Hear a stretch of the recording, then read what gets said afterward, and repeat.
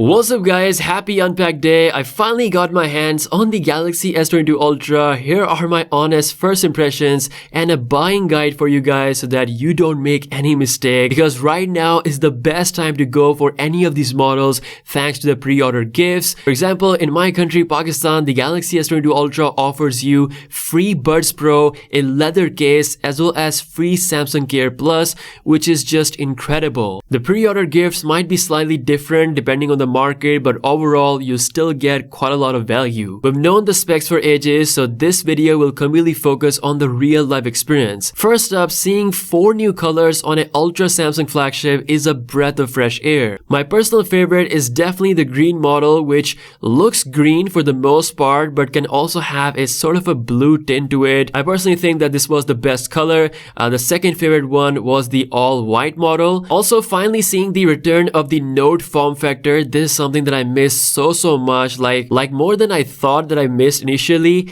And for this reason alone, and the fact that we have a built-in S Pen on this thing, it's already miles better than the S21 Ultra in my opinion. Now, comparing the S22 Ultra to an actual Galaxy Note phone, it's slightly thicker. It's just a tad bit heavier as well. The curve is a little bit more pronounced than what we have on the Note, but still, for the most part, the S22 Ultra is like a Note phone. Another thing that caught my eye was the display. It just gets incredibly bright. Samsung has already reached the pinnacle when it comes to the display quality, and it's only getting better. Looking at the cameras, everything is very similar to the S21 Ultra, like the UI as well as the hardware, but the main increment is with the AI camera performance, and unfortunately, we're not allowed to test out the camera yet, but I did try out the new enhanced mode, aka the new detail mode that we have with the 108 megapixel sensor.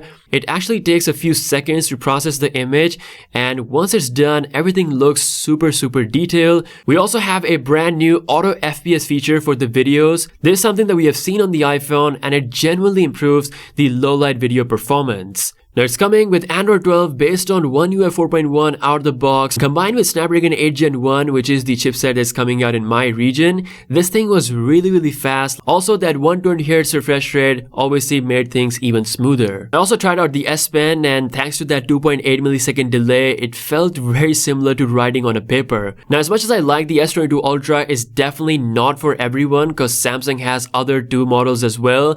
And this year, they've done such a great job at balancing each of these models that all these phones just feel so right. Now, unfortunately, the S22 models weren't provided to us at the time of hands-on, but I was able to get a brief experience with it. So I gotta say, the Galaxy S22 is just a crazy phone for $799. I mean, looking at its specs and its value, it's a killer device that most people would be happy with. Keep in mind, the size is very handy, which means it's a good thing for some people, and for some other people, it might be a little too small. Before that, Samsung brings the S22 Plus, which is not as big as the Ultra. It has a 6.6-inch screen, faster charging up to 45 watts similar to the S22 Ultra, bigger battery, and it's $200 less than the S22 Ultra. The Plus model this year definitely feels a very balanced flagship, but then again, the Ultra this time around is an actual Note phone. We've got the S Pen, the brightest display, the better cameras, which could have a possible edge in terms of low light situations compared to the S22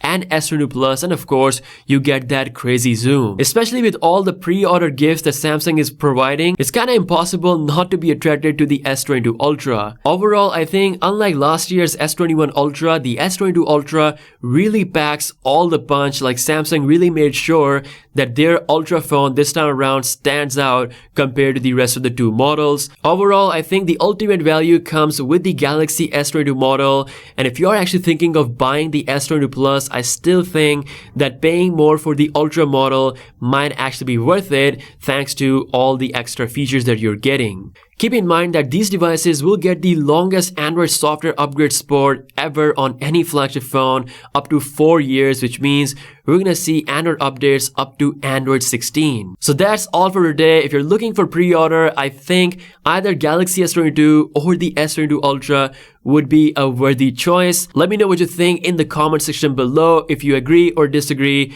let's have a discussion. Be sure to subscribe for more coverage coming your way, and I'll see you guys later. Peace out.